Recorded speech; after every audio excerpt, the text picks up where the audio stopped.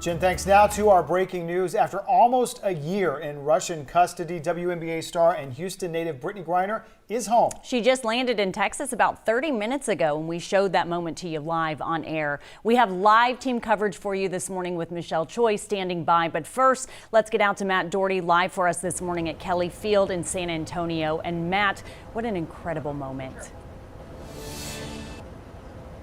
It sure was. Good morning, guys. Let's get right to that video that we saw about 30 minutes ago. Now, don't blink or you're going to miss it. Very quickly, Brittney Griner clears those stairs in only seconds.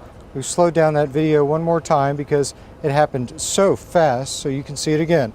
Her plane landed here at Kelly Field at about 4:30 this morning. When the cabin doors opened, we saw some of the others who were on the trip with Griner. This was a long journey. We followed the path of that plane when it took off hours ago.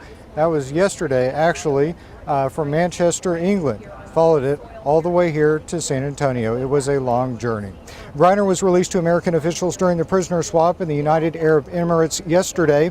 But even before that, part of the trip video shared by Russian state media captured Griner's final hours in the country. In part of the video, you see Griner boarding a Russian plane while it's still dark outside.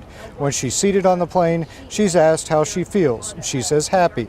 Then she's asked if she knows where she's going, and she says no. A man tells her she's going home to the U.S. Griner had been a prisoner in Russia for almost 300 days. Now that she's here in San Antonio, sources tell us she will likely follow the same path of Marine veteran Trevor Reed. Reed was released from a Russian prison earlier this year, you'll remember, and immediately flown here to Brooke Army Medical Center. So far, we don't know how long Griner will be here, and we don't know what type of treatment she will be receiving, if any. Of course, we are going to continue to follow this story throughout the day as we get more updates. Back to you. All right, Matt Doherty, thank you. You could tell how excited she was by the quickness of her exiting that plane. Yeah. Of course, concern is growing about the other Americans still trapped in Russia. Michelle, we do know efforts, or what do we know about efforts to free Paul Whelan?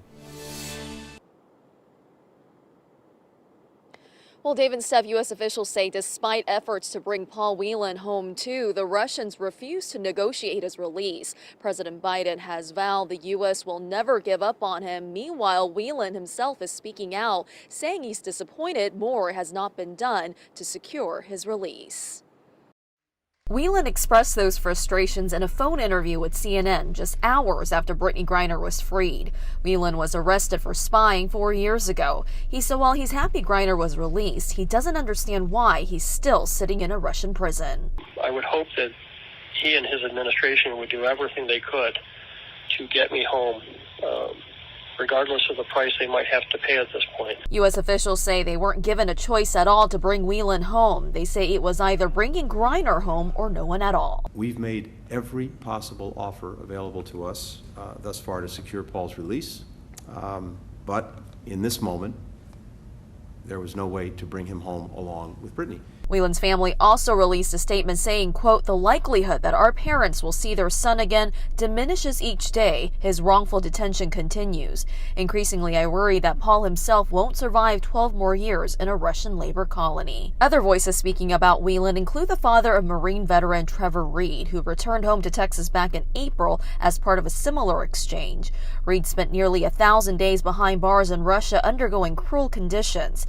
CNN also spoke with his father about how he's feeling about Brittney Griner's return. We're very happy for Brittney and her family and her friends. We know how it feels to have this day, but at the same time, we're heartbroken, we're disenchanted, and to a certain extent angry that Paul's been left behind for the third time.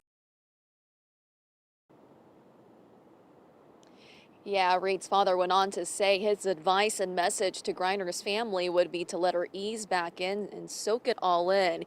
He also wanted everyone to remember that there are other families out there and Americans that need to be brought home too. Dave, back to you. All right, Michelle, thank you very much. Now, so many people across the Houston area are celebrating Griner's safe return, including her former coach, Debbie Jackson. I was actually asleep and the phone rang and I picked it up and I was just so overjoyed. I was ready to get out of bed and jump up and down. It's so exciting. It's just the best news ever. Congresswoman Sheila Jackson Lee has been pushing the Biden administration for months to do whatever it took to get Griner home. It showed her stamina, her determination, her love for this country, and that she was truly wrongfully detained. Because we had this ability to do this swap months ago. And I want to applaud the Biden administration, particularly President Biden, who said to us directly that he was not going to forget Brittney Griner. Now, despite their efforts, Griner's loved one said she did share fears at times of being forgotten, as we can see in the aftermath of her release. That certainly was not the case. All right, you can stick with us for continuing coverage of Brittney Griner's release here on air and anytime on our live streaming channel, KHOU 11+. You can find that on Roku, Fire TV, and other smart TVs. 5